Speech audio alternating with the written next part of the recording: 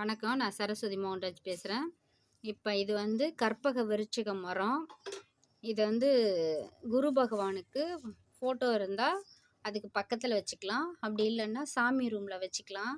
அதனால் இதை நான் செஞ்சேன்.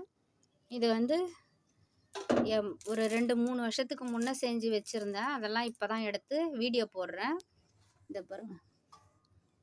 இது வந்து தனியாக விற்கும். ஜமிக்கி மாதிரி இலை மாதிரி டிசைனில். இது வந்து வளையிற கம்பி.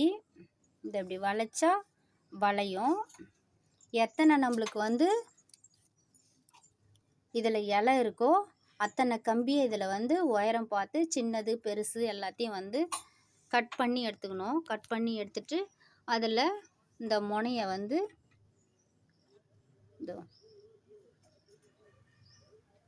இந்த முனையில் வந்து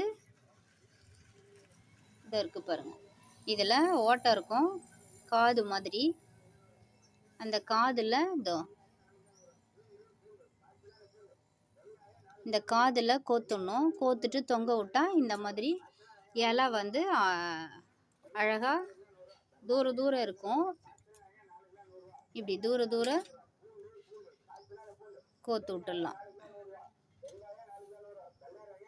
நான் வந்து ரொம்ப கிட்ட கோத்து வச்சுருக்கேன். தூரம் தான் இருந்துச்சு, கிட்ட கோத்து வச்சுருக்கேன். இது வந்து எஸ் மாதிரி கால் வைக்கிறதுக்கு, உட்கார்றதுக்கு மாதிரி, நிற்கிறதுக்கு. இது வச்சுருந்தோம்னா நம்ம சாமி ரூமில் நமக்கு நல்லது நடக்கும்.